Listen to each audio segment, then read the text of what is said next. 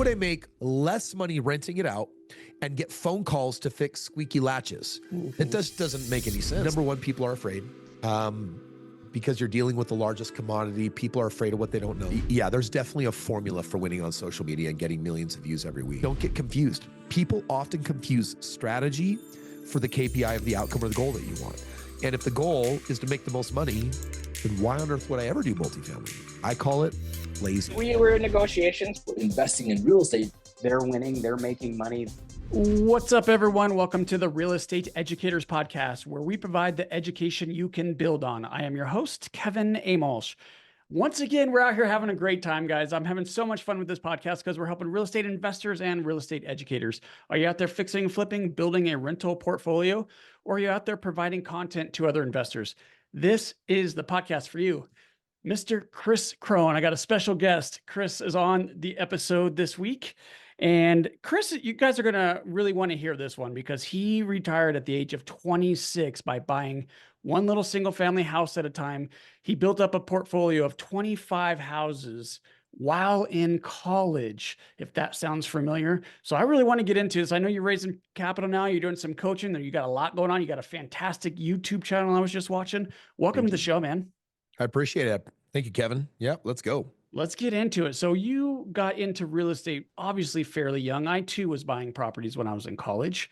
Not a lot of people do that, man. So what got you going? Well, first of all, we were weirdos if we were buying properties in college. All my buddies looked at me like, what are you doing? What's a house? What's a mortgage? Like, isn't that for like later in life and you get married and you settle down? And I'm like, for most people, yes, definitely not for me. I bought my very first house because I had met a mentor who had made millions of dollars, and it inspired me. And on my very first property, I bought it with a basement apartment that we rented out, and it covered the whole mortgage. So my wife and I lived upstairs. The basement paid for the whole house. We lived for free. And right there, I was like, okay, I see what's happening here. And we were able to do that because I bought the property under value. And a year later, I went back to the bank and said, hey, I want to get a home equity line of credit on this. I want to use that equity to buy another one. And I used the equity in the first house to buy the second one.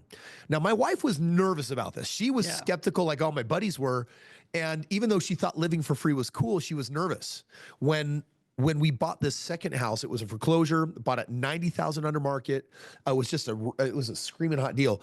And after I did a lease option on that house, I had a family move in there. They gave me a $3,000 deposit. Non-refundable, and then they were paying enough on the mortgage that had a $600 a month positive cash flow. And my wife comes to me, she says, something is wrong. We've got $600 left over on this house every month, plus I got $3,000 non-refundable up front. Like, Kris, we're making money. And I'm like, yeah, what's the problem? She's like, well, like, imagine if we bought enough real estate that each paid us this kind of cash flow, you wouldn't have to have a job. And she finally caught my vision that I had had a year earlier. And that's when we decided, okay, well, while we're in college, we'll make the degree the backup. And instead, let's actually build our business. And I used the second house as equity to buy the third house. I used the third house as equity to buy the fourth house.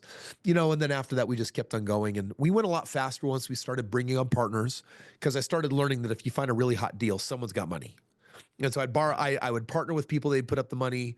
We'd go in on the deal together. They loved it because it was passive for them. I was a young, dumb college kid. I was happy because I didn't need money. And now we could just buy real estate and build a portfolio. And then I was out. And you went to your boss and said, see you later. It was actually one of the coolest moments of my life. I had worked at that company for 4.5 years. I started off making like 18 grand my first year on this sales company. By the last year, I was making about 135 grand. But my real estate was paying me more. And so it was just like, why would I have a job? I'm going to get all my time back. And I remember I got nervous. I chickened out right before I asked quit my job. So I went to my boss and I asked for a $70,000 raise, because I thought, hey, if they're paying me $200,000 a year, maybe I'll hang around for another year. And they laughed.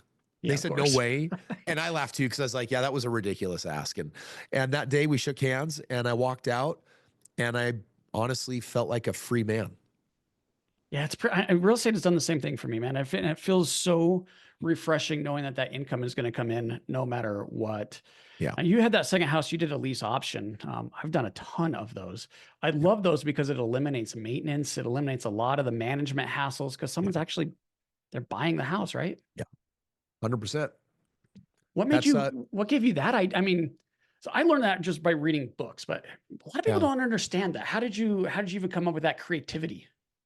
You know, everyone is always trying to figure out what, but it's always about the who. I had started networking with other real estate investors and they had done these 7 lease options. And I said, explain it to me. And they broke the numbers down. And so when I'm doing my second house, I was going to do a rental. And they said, do you want to make twice as much money? I'm like, well, sure. They said, well, if you do a lease option, you're going to charge a premium on rent. You're going to get a few hundred extra bucks a month. They're going to do all the maintenance. They're going to take care of it. When you sell it, you're not going to have to pay realtor fees. And they started giving me this breakdown. And I'm like, oh, just run the numbers. It makes more money. Why wouldn't I do it? Why would I make less money renting it out and get phone calls to fix squeaky latches? It doesn't make any sense. And so lease option was the only way I grew my portfolio in the beginning. And mathematically, I've got a video on YouTube, it's pretty popular, that shows that you make 2.5 times more money on a lease option than a rental. Now, I also do nationwide rentals in the best markets of the country. You know, there's 324 markets. I'm in the top 5 markets. And in those markets, rentals are just as profitable as lease options, but they're scalable. And so I do both. Yeah. And in my market, I'm in Denver. Yeah. In my market, there's some neighborhoods that a lease option works really well because it's predominantly owner occupied homes, right? Like the nicer areas, the nicer homes, lease options work great. Yeah. There's some that it doesn't work as well. So we have some neighborhoods in this city where people just want to rent. Yeah. So I put a rent to own or a lease option sign up, and I don't get any calls. Yep. So yeah, you really have to know and understand your market. You do, 100%. All right. So you did talk about how you kind of got into it, buying that first one, the basement rental. You were house hacking before we knew what house hacking was, it sounds like. Yep. But what got you excited about real estate in the first place? Did you read a book? Did you just met your mentor like out of thin air? Or like how did it get going? I was at this, my church put on a financing class for newly marrieds. And it was going to have like, I don't know, like 6 months of training every week of class. And on the 5th class, it was on budgeting. And I'm like, well, that sounds boring, but sounds important. So we're going to go to this class. And the man who taught the class spoke really weird. Like he kind of talked like he didn't have a care in the world. He was teaching a budgeting class, but I don't know, he was weird. I felt inspired to go up to him after. I'm like, hey, like, what do you do for a living? And he's like, well, I don't work. I'm like, well, you're young. You're in your 40s or whatever. Like, why don't you work? He says, well, years ago, I just bought a lot of real estate and it produced enough cash flow. I didn't understand the words. I didn't know the words house and mortgage and real estate and cash flow, but I was so intrigued. I caught the bug and I'm like, I'm going to figure out what this is. So I went to the library, I bought a real estate book that started teaching me the basics and the principles. And I was like, this is big. And then I found another mentor who had made over $10 million in real estate. And he explained it to me this way. He said, okay, Kris, let me break it down. Fidget spinners. If you want to make $1 million and you can sell fidget spinners and make $1 on each fidget spinner, how many fidget spinners do you have to sell to make $1 million? I'm like, you'd have to sell 1 million. He's like, it'll take you lifetimes, right? Unless you can figure out how to do it in bulk or online or whatever. It'll take you lifetimes to do that. He says, well, what about selling cars? Let's say you sell used cars, you make $1,000 on a used car. You'd only need to sell 1,000 cars to make $1 million. I'm like, well, 1,000 seems a lot more doable. He's like, yeah, you might do that in a lifetime, but it might take you a couple. I'm like, okay, that still sounds unrealistic. Then he said, houses. What if you could make $100,000 on every house?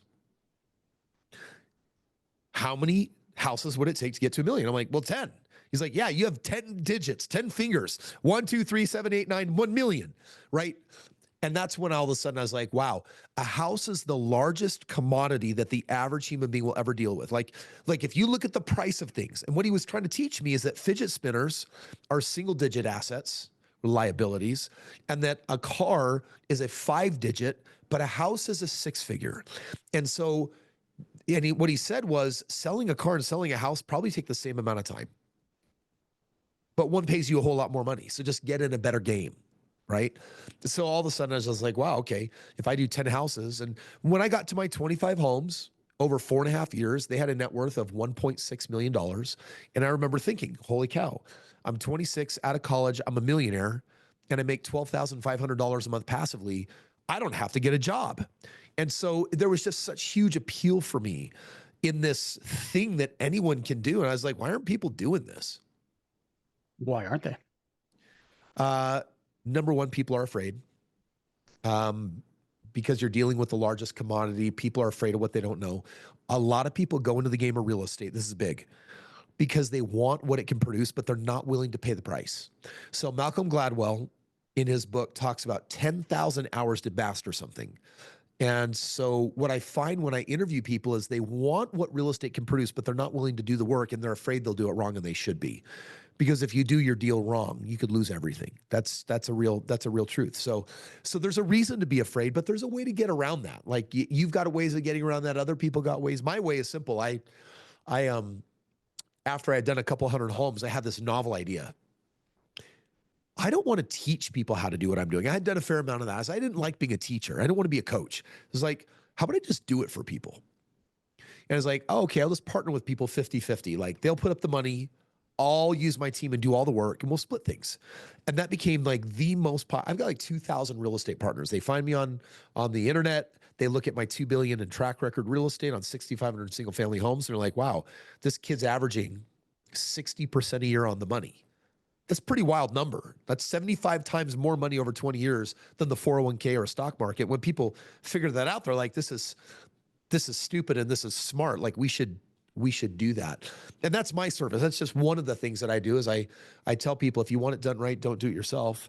But if you are the hands-on, go to Home Depot, Lowe's, love the tenants, then get into it if you're going to pay your 10,000 Malcolm Gladwell hours. And I use that in everything in life, Kevin. Like I own tech companies and restaurants and all these other things. It's like, I don't deserve to be in these industries because I don't have my 10,000 hours, but I partner with someone that already has them. And that's what gives me that immediate access. So I think if people are honest with themselves, they have to ask, do I want to do real estate because I want to make money, or do I want to do real estate because I love real estate? And if you don't love it, you're not going to do your 10,000 Malcolm Gladwell hours, you should partner with someone and don't go it alone. And that'll give you a higher likelihood of success. I thought I read somewhere that you were doing some coaching and educating. So it sounds like you've shifted gears, huh? Well, I do have some coaching. I do have some mentoring. I would say it's kind of a small part of my business. But the reality is, if someone wants to buy a course for $1,000, I'll show them and teach them the ropes and give them the contracts. But when someone says, no, I don't want to just do a do-it-yourself course, I want to get serious, then I say, well, a lot of people sell coaching education for 20, 30, 50 grand. I don't believe in that. I'm like, if you're going to pay that kind of money, you might as well partner with someone and put the money into a house and actually go somewhere and start making money. So it is a bit of a different philosophy. Yeah, I agree with that. There's a lot of those national gurus out there, and they're charging $30,000 or $40,000 just for training. Yeah, and it's like and people are going will give you all debt. your training. Oh, 100%. Yeah. And then you go into debt to get into those programs, and then you have no money for the real estate. Now, I don't know that you necessarily need money. Like your second deal is a perfect example. You had no money out of your pocket. Yeah, creativity can take you where money can't, for sure. Yeah, exactly. My second home I purchased, I used student loan for my down payment. So there's lots of ways you can come up with the cash to get deals and transactions done. I just had Dolph DeRoos in my house. He's probably the most creative real estate investor I've ever met. He's been around the block for like the last 40 years in the game. And he's always using creativity to find ways of making things more valuable. Like he's from New Zealand. And so, years ago, they went through a really bad market where people stopped eating lamb. And so you had all these sheep farms. A third of them went bankrupt. So he bought these farms for pennies on the dollar and turned them into vineyards. And people loved owning vineyards, and he would get a 10x return on his money. So all he does is shift use through creativity and makes a lot of money. He does that all the time. So there's always a way. You shouldn't take advice from your bank account. You shouldn't take advice from your credit score. There's always a workaround. Yeah, Dolph, I haven't heard that name in a while. He was one of the Rich Dad advisors. So I'm a big fan of the Rich Dad series, and he wrote a book on real estate that was published under that umbrella. Yeah. Gosh, I was like maybe 22, 23 years old. I read that book. Wow. How did you meet him? That is cool. Dolph, I met Dolph because he was one of the original, I listened to his CDs, for those that know what those are, that kind of got me inspired in the game. And then I actually had him reach out to me because my social media got so big. And I said, well, why don't we build a social media business and I'll put you on social? And I got him millions of views within like a year. And so I actually got Dolph launched online. Wow. This episode is brought to you by Pine Financial Group. Pine Financial is a private lender specializing in short-term rehab lending to real estate investors. Got a property that needs some love? We can help. We are able to offer funding solutions because we raise private money from individual investors. With more than 15 years of experience, Pine offers passive investors an alternative that provides stability, consistency, and security to your portfolio. If you like real estate but want to avoid the ups and downs and effort, a Pine mortgage fund could be a perfect fit for you. Accredited investors will experience an 8% preferred return and profit sharing. Diversify your portfolio out of Wall Street and into Main Street with a Pine Financial Group mortgage fund.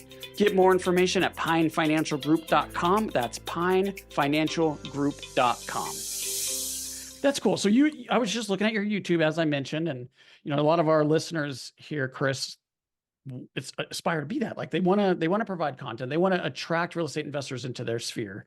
Yeah. You are obviously really good at that. I think you have 1.1 million subscribers. So give me a little background, man. How did you do that? Well, that's YouTube, right? I mean, we got millions of subscribers on the other channels. YouTube, it's the slowest growing channel, period.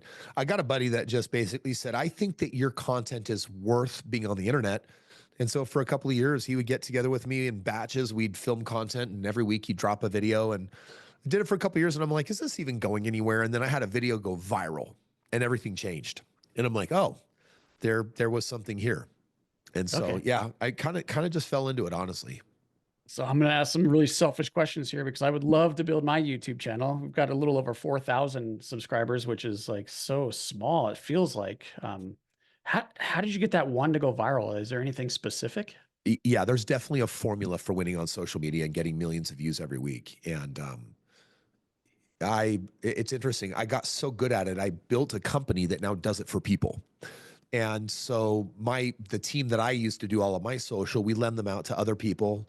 And if anyone's in the real estate space, I mean, we got the algorithm hacked. It just goes so well. But I think the core tenets are, when you post something, it has to be keyword researched.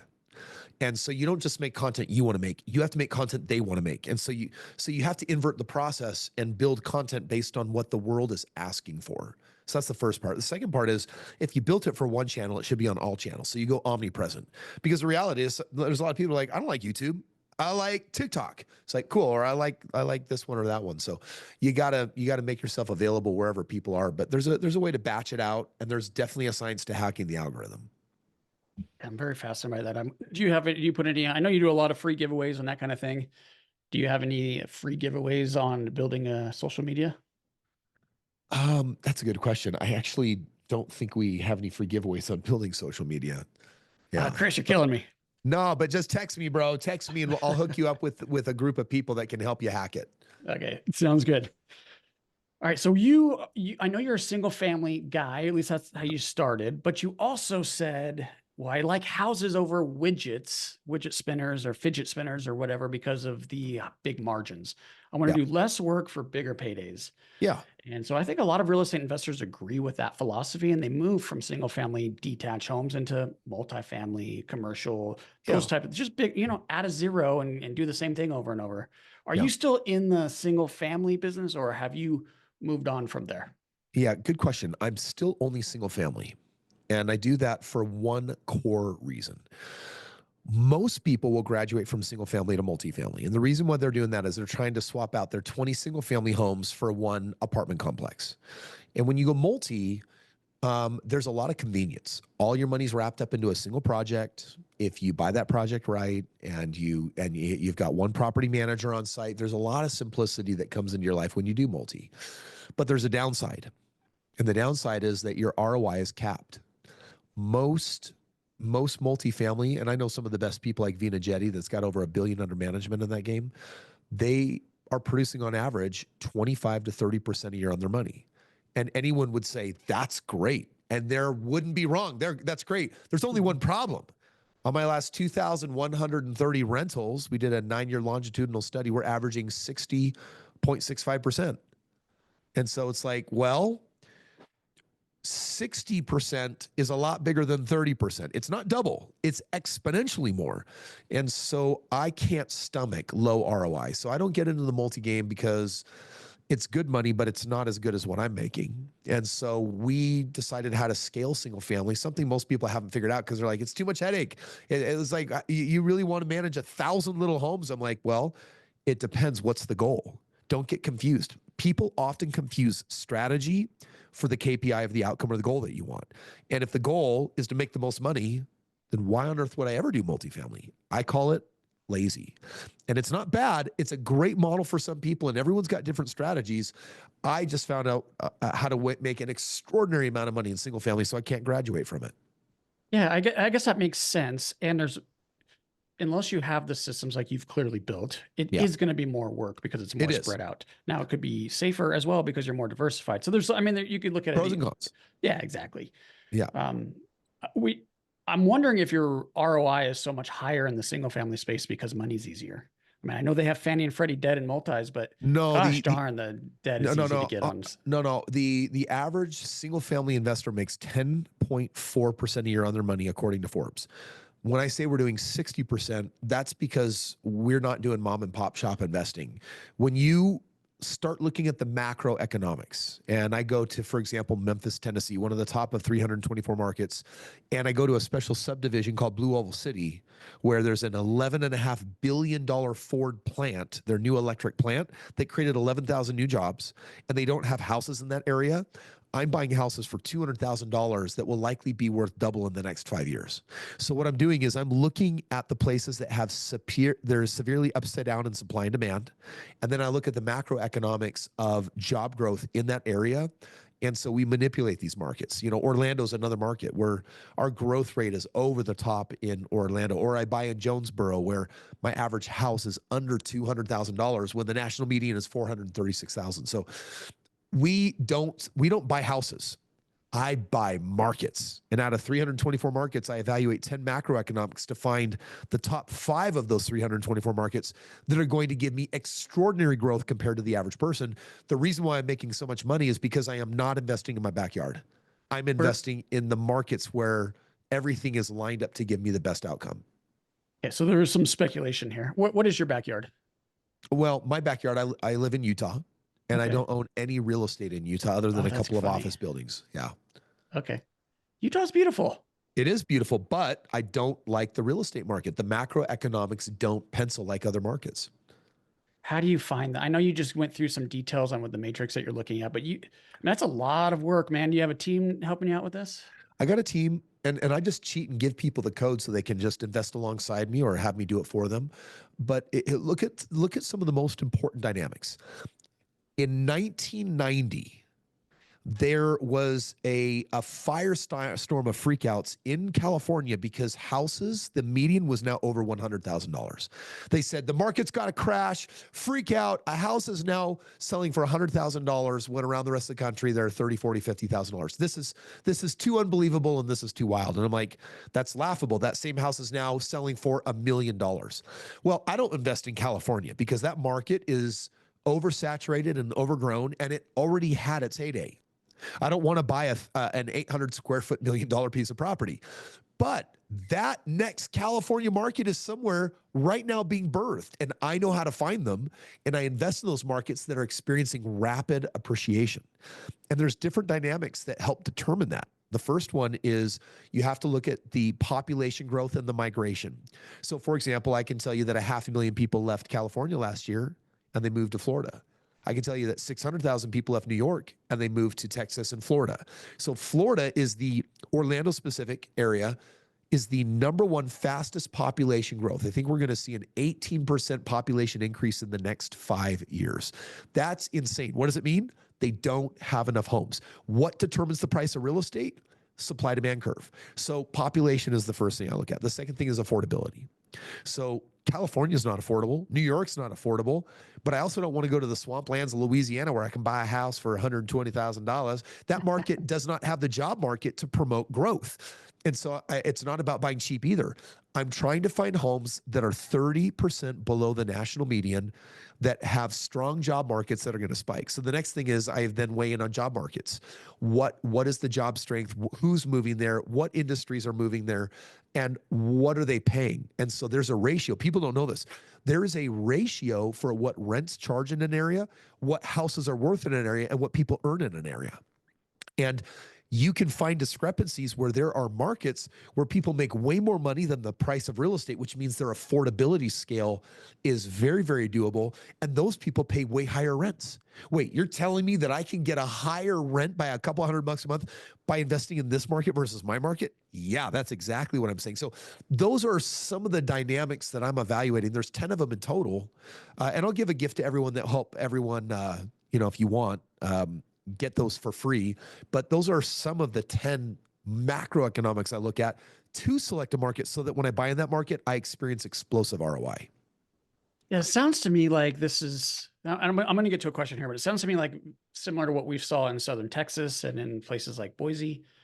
And then obviously then you see the correction, right? So you're right. And I get concerned when I hear you saying that, because there will be a time where it's not like that. There will be corrections. Yeah. Yes. So are you getting in during the upswing and then getting back out, or are you in for the long, like you're playing the long game here? No, what's the strategy? I will be in a market for 5 to 7 years before I pull out and move to a new market. And I'll explain that. So 2008, we had the Great Recession. That crash wiped people out in the game of real estate. Not me. I won. I went into Phoenix and Vegas that had been overbuilt. And here's why that real estate market crashed. And this is, people often confuse the stock market with the real estate market, and they call it the market. They're not the same thing. That's happening right now. Yeah, but it's happening to the stock market right now. Exactly. That's my point. Yes. Yeah, and the stock market, the smartest person on the planet, Warren Buffett, Elon Musk, they could not tell you how the stock market goes up and down, because it's millions of variables that nobody controls. That's why they went to cash. That's why there's no predictability on that. Real estate, on the other hand, is so predictable. Do you know why we had a 2008 real estate fallout? Of every 5 recessions, 2 of them include a real estate bust, not just a stock market bust. And the only reason why real estate ever busts is because we get inverted on the supply-demand curve. What that means is, right in 2009, we had overbuilt. We had more houses than people wanted. So the demand was not there. What happened in 2005, prices went up. 2006, everyone said, I should become a speculator. I should build a home and then I'll live in one and keep the other because my home just went up 40 grand and everyone wins. Well, when we exceeded the number of homes for the population demand, that's when the market fell out. What did I do?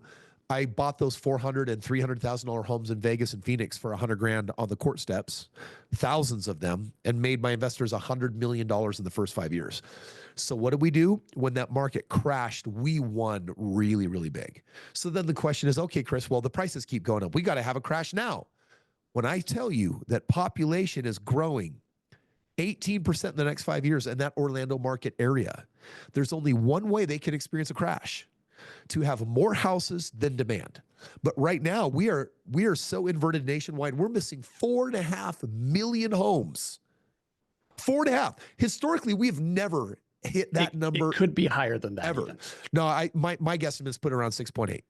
So it will take us literally 9 years at the fastest to build that homes, keep up with the new wave of population before the market could crash. The next decade, oh my gosh, it is the heyday in the game of real estate. I'm buying up as much as I can. But then again, I'm not tracking nationwide. I'm tracking the population supply demand curves in submarkets. And when you do that, you can't get caught with your pants down. Yeah, I agree with most of this. There is some speculation there, but yeah, I don't see a real estate crash either. And it's supply and demand. That's obvious. It's the fundamentals. And we have really low. So that's why I watch days on market or months of supply. Months of supply is the number one best statistic in real estate to watch if you're trying to project movement. There isn't a lot of inventory, and the demand is going down, especially with what we see going on in politics with the immigration policies, right? We're not seeing the migration in that we need to really create some type of significant movement in housing values, in my opinion. Now, obviously, different pockets are going to perform differently, but I really like what you said about the last recessions. I think it was 7 or even 8. Only 2 impacted real estate values at all, and it was in 1990 and then the 2008, of course. And those are very different recessions that impacted real estate, right? Yeah. Well, they had different reasons. Part of the mayhem of 2008 and 9 was these heartbeat loans, where basically banks said 0 down, stated income, claim whatever you want, then you can get a house. And it was just the dumbest. Like, that's what brought forth new truth in lending rules and things that we needed to do to correct a very broken financial system. Yeah, and I went through that. I was not as lucky as you. Mm. I got hurt, Yeah. but I also took advantage as well. Well, So I go think ahead. if I can address that, Kevin, Yeah, for free. part of not getting hurt in real estate, there's a philosophy so I have a very specific model that I use for producing this high ROI. It's single family homes, minimum of 3-bedroom, 2-bath. These are new homes.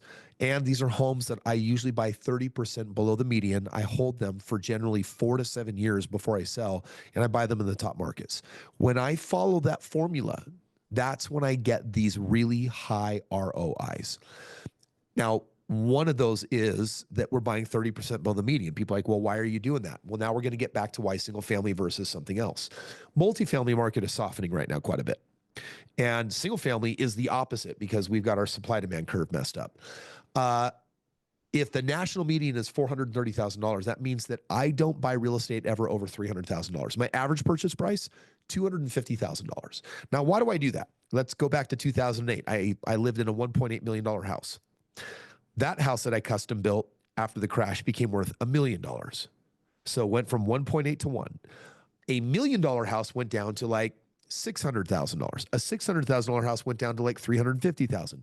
350 went down to maybe 250. 250 went down to maybe 200.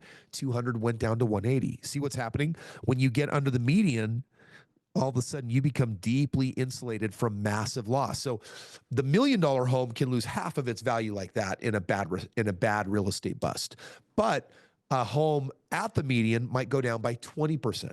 And a home 30% below the median almost doesn't experience a bump at all. My real estate is bought so far below the median that when the market crashes, first of all, I've already pulled out of one market, I've re-insulated another market, and the nationwide market never crashes collectively. There's markets that are strong while most markets are bad. And so what I'm doing is I'm buying real estate in a way that I insulate myself so that why didn't I lose the couple hundred homes that I had at the time in 2008? Because I was so far below the median, there was no reason to take a bath or take a loss. Rents were going up. Yeah, I haven't heard it described quite like that. And I really like that. And you buy for cash flow. I could tell that this brief time I've known you. So does it really matter? Nope. You could hold on to the property forever and be okay because it produces income for you. Yeah, it's just understanding that as you go at and above the median, the risk is that in a recession, people don't want nice houses. So they go down a lot. A home is only worth what someone's willing to pay. And so what's someone willing to pay in a market like that for an entry-level home versus $1 million home? They're willing to pay way less for $1 million home. Hence, that value drops dramatically. Here we are. Supply and demand, right? Yeah. All right. So tell me what you're working on now. Oh man, I'm working on a lot of projects right now. I've got a public real estate fund. We launched it this last year this is my very first one. It's a $100 million fund. We're using our strategy. We're producing these really high ROIs. So we've got people that will go visit our site and say, hey, I want to get the kind of returns that Kris is, but I don't want to become a landlord. I don't want to do the work. I don't want to go to Home Depot. I don't want to fix stuff up. I don't want to take phone calls. I don't want to find the deal. I don't want to manage it. I don't want to do the accounting. I don't want to do all of that. So they'll come into our fund, and that's one option for people to get in on some of the things that we're doing here. So that's one of my projects. Another one of my projects is I'm having a lot of fun growing private equity, different companies and businesses. So I'm outside of the real estate arena, and I help grow companies. And so there's a lot of people that are trying to figure out, hey, how do I make my $500,000 company worth $2.5 million, my $2.5 million company worth $10 million? And I find a lot of joy in helping companies scale and grow. So I provide some coaching, some mentorship, and help companies get their stuff figured out so that they can grow, which often leads to them buying more real estate. So I've diversified outside of real estate also into the business space of helping companies become more. And then I sometimes get a piece of equity for growing them. And that's part of my diversification model. Cool. So the public fund, is that a Regulation A? It's a Reg A fund. Yep. Yeah. How is that structured? It's a Reg A, and it's got a waterfall, and it's got a So pref. walk me through that. Yeah. Essentially what we're doing is we're giving them a lot of these funds are based on giving a preferred return to their investors. I'm giving my investors a piece of the pie. And so what we're doing is we let them come into the fund, and they've got a pref on the front end that gives them some basic protection. I think it's around like 8%. But then the real payouts on the waterfall start happening when we start earning our typical ROIs and help people make some great money. So is it paid out? Is it how do the distributions work? Is it They're paid out quarterly. Yep. Quarterly. Okay, cool.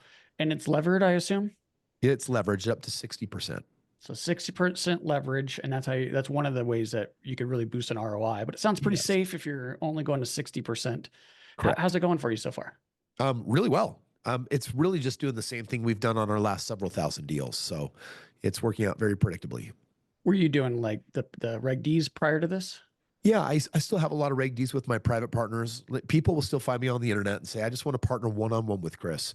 I want your cell phone. I want to talk to you. I want you to be my guy. Let's build a portfolio together. And so I do provide an option for people to do that because sometimes they feel safer just one-on-one with me than even in a fund. And so that's an option that investors have. Okay. So you have lots of Reg Ds. You got some experience with the private offerings. Reg A is a public offering, so you could take non-accredited investors. I'm sure you are doing that. Unlimited number, and you're allowed to tell people in a forum like we are right now publicly, tell people what you're doing. Yep, pretty exactly. Cool. It is. And you fully audited financials and all that. You've been through I mean, you did the initial audit or you wouldn't have got your approval, but you've been through one of the annuals yet? The first annual is coming up in a few months. Yeah, it's not fun. Yeah. It's good though. It's I think we enjoy it because first of all, it makes sure we're doing everything right. And it's kind of like a gut check. Like, yeah, I think I'm doing it right, but let's see what the auditors. So it really helps keep us good. And then it's good for the investors, right? Because then they have visibility. So I think the Reg A is a great way to go. You said you had some ways to help our listeners build their wealth, get into real estate, had some giveaways or something. Yeah, I've got books, access to our fund. I love giving knowledge away for free to get people educated. If they go to freewealthgift.com, they've got an opportunity to partake in a lot of different bonuses, downloads, or learn more about what we're doing. And then, of course, you can find Kris Krohn anywhere on social media, and feel free to get a lot of free content that way as well. So is it Free Wealth Gift or Free Wealth Kit? freewealthgift.com. freewealthgift.com. I'm glad we clarified that because I wrote down Free Wealth Kit. So we'll make sure that gets into the show notes. So Kris, before we wrap up here, I want to go through some of my notes. I took notes during our little time together here. Try to get as much information out of you as I could to help our listeners. So I want to go through my notes and you tell me what I did, how I did, and what I missed. And then I would love it if you would just share a thought or two, final thought or two to help our listeners be more successful if you're up for that. Yep. So we started off about your story and going into how you learned to get into real estate from the church. It was the fifth course was the budgeting, and then you bought a house hacked it, and then you bought your second one. And then that's when we really started getting into some value, I think, in the episode. And you talked about the lease option and how you did so many of the lease options. Some of the benefits for you and what the listener should understand about the lease option exit strategy is you could charge premiums for both the rent and for the price of the home. You have no real estate commissions, you said, and there's little or no maintenance hassle. So you could really increase your profits. And I think you said even potentially more than double what you would make with a standard rental. Real estate has much bigger margins. We talk about comparing it to a fidget spinner. Less work for a lot more money. You need to pay the price. You were talking about why do people not do real estate when it seems like you can make so much money and retire at the age of 26 and they're just not willing to pay the price. And what you're talking about there, Kris, is actually taking the action, putting in the effort. You got to earn it. It's not, I mean, it sounds easy on YouTube and on TV, but it does take some work. You said the 10,000 hours effect, do it or partner with someone. If you don't want to put in that 10,000 hours, partner with someone who has put in the 10,000 hours. That's a good way to leverage somebody else. We talked a little bit about YouTube and how you've had some success. You said keyword research, make sure you're posting on all channels, and for me to text you offline to get some more help with that. Multifamilies are a great investment, and it does consolidate. It makes it a little bit easier to manage, but your biggest reason for not doing multifamily is because it's a lower ROI. You're just not willing to do that. You have the systems in place. And once you build those systems, stick to what you know, and you're getting not 25%, you're getting 60+% ROIs. Always look at your matrix when you're looking at different markets to go into. And here's where I couldn't keep up with you, man, because you were talking so fast and giving us so much information and knowledge. I stopped writing. So for the listener, go back and re-listen to the episode. He had a lot of great information about how to select different markets and how to stay safe and predict your returns or predict outcomes.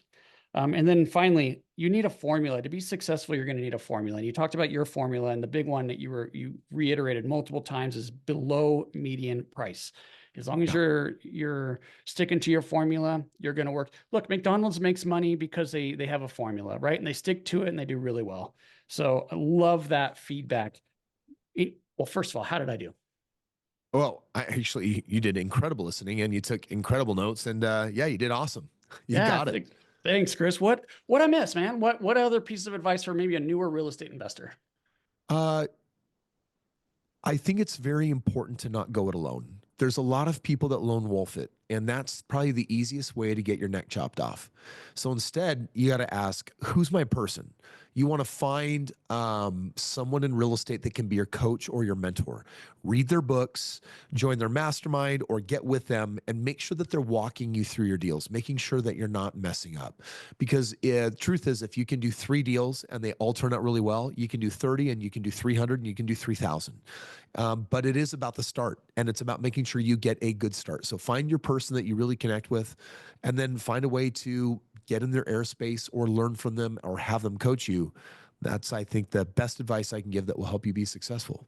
I love that advice. Educate yourself, but also it's building a team. I think I'm not exaggerating about this. I think every guest we've had on this show has given advice very similar.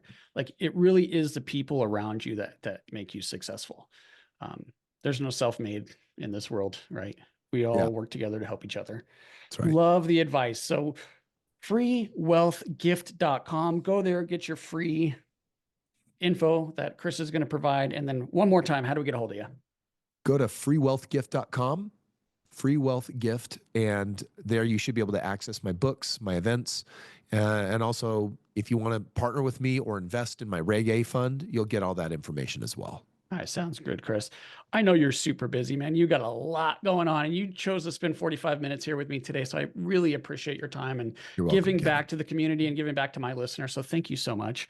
And for the listener, there's lots of podcasts you could be listening to, and you chose to listen to the Real Estate Educators podcast. If you got as much value as I did, which I know you did, help us out, 5-star review and share this with a friend. That's how we build a community to help more real estate investors just like you. And with that, I hope you make this day a great one. Thanks, Kris. Hey guys, I hope you enjoyed this episode as much as I did. If you did, please be sure to follow and leave us a review. Oh yeah, and tell a friend.